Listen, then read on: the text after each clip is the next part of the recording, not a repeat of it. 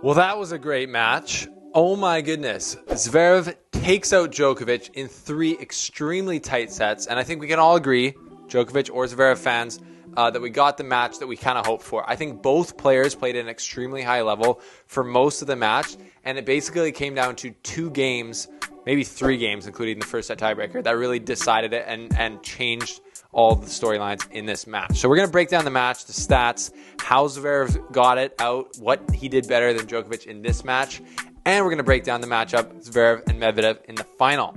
I think Medvedev's won the last 4 in a row on the trot, so we're going to get into it and break down the final and what happened in today's awesome match.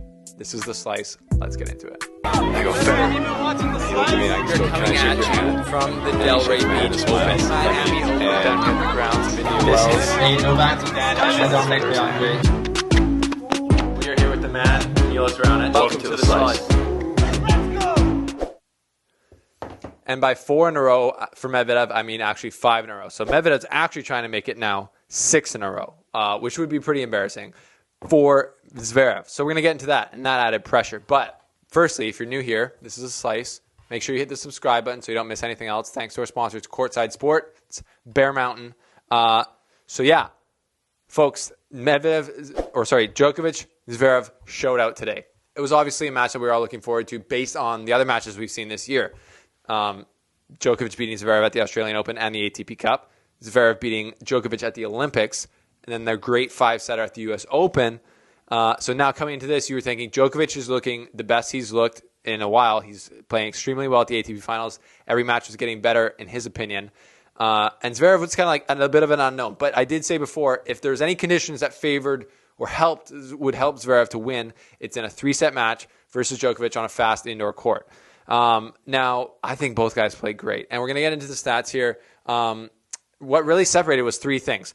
Zverev in the first set tiebreaker was a little bit more clutch, played a better tiebreaker. He won that. Djokovic pounced on a less tight service game from Zverev in the second set to break, even though Zverev had been serving and holding serve like clockwork in that set. Arguably, I thought Zverev played like maybe the better second set, but Djokovic won it. And then Djokovic started with some pressure on Zverev third set, but then Djokovic just played one sloppy service game. Zverev pounced in it to get his only break of the match.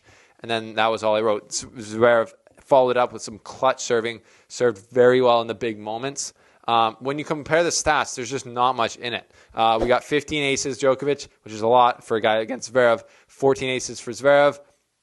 65 first serve percentage in for Djokovic. 72% in for Zverev. That's a huge one. 72% first serves in is massive.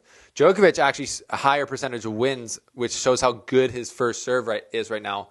But the main differentiator, I think, is second serves 0.1. You can see 41% won for Djokovic, which is low for him. He usually does very well at defending his second serve, and 63% won for Zverev. That's a very high number, I think, against Djokovic because he does so well at hurting you on your second serve. A lot of guys, even if they beat Djokovic, will win with under 50% won on their second serve.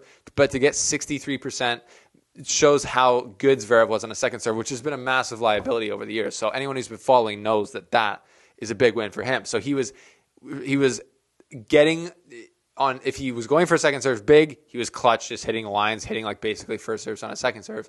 If he was rolling them in there, he wasn't decelerating too much, and he was able to get into rallies from the baseline. And then today, Zverev was the better player from the baseline. The points over 9 shots show that. I don't have the number right here with me. So that I think the second serves, Zverev did a good job of really getting into the rallies off those second serves. And then when Djokovic is serving, he was smart in not missing second serves and returns and just getting into those rallies again. So a point that I took from this, and it's hard to, the end of the year has never been Djokovic's best time, like at post-US Open, but it's clear to me now, I think, that Djokovic is no longer the best player in the world from the baseline on a hard court. And it might have been a while now, and I think that was true already before the US Open. But now you can I can confidently say that Medvedev and Zverev's best game from the baseline, I think, is better than Djokovic's best game now from the baseline.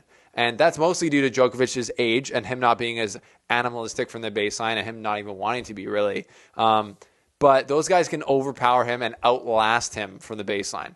the rest of Djokovic's game, the ability to come forward, his experience, his clutch factor, all make him still the best tennis player on planet Earth. But in these matches where, both guys are at the baseline a lot and Zverev's playing very well at a high level, it's hard for Djokovic to separate himself and really get the upper hand if Medvedev, or if a guy like Zverev's not giving him anything as far as like mistakes. Zverev had a very high percentage of winners to unforced errors, which is obviously crucial. And Djokovic had the opposite ratio, which you don't really want. 35 winners, 24 unforced errors for Zverev. That's just great play. So Zverev, big time win against Djokovic. Obviously, this is going to be huge for his confidence going into 2022. But what would hurt it again, I think, is the fact that there's 6-5 right now. I think Medvedev's up 6-5 in the head-to-head, Zverev and Medvedev. But Medvedev's won 5 of the last 5 matches in a row, starting back at the 2020 ATP Masters Paris final. They've played in it's been a one-sided affair so far. But their closest match in the last while was their match earlier in the ATP finals, in this ATP finals.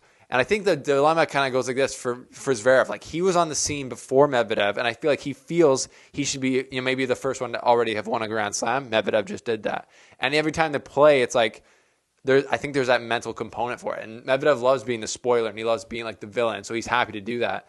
And it's also just it's a tough matchup because they're both like those, as I've heard, like the counter punching, big serving, kind of super well moving baseliner guys who are like 6'5". Like, so I think Medvedev has historically made Zverev overplay and play really badly.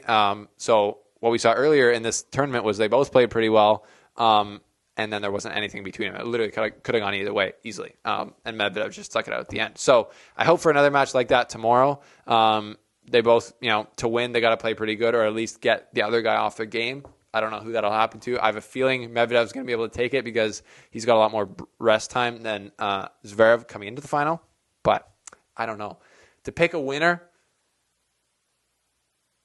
I don't know. I'm probably going to pick Zverev actually because Medvedev has won all of his matches in 3 sets this week, showing that he's kind of not at the top of his game. I guess all 3 sets except for today versus Ruud.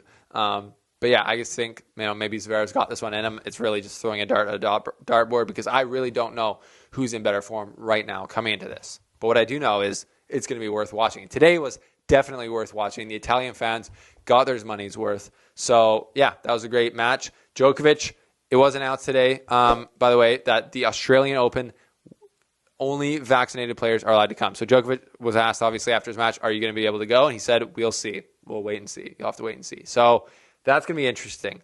Federer also cast doubt on his chances to come back for next Wimbledon, which is just brutal for Fed fans. So right now, I think I have the same confidence in Djokovic playing the Australian Open that I do as Federer ever returning to tennis. Like, there's a chance that Federer could just retire in this process, and I'm well aware of that now. And it honestly wouldn't surprise me. It would make me depressed and sad, but it wouldn't surprise me. It also wouldn't surprise me if Djokovic skipped the Australian Open. But what do you think? Will Djokovic be there?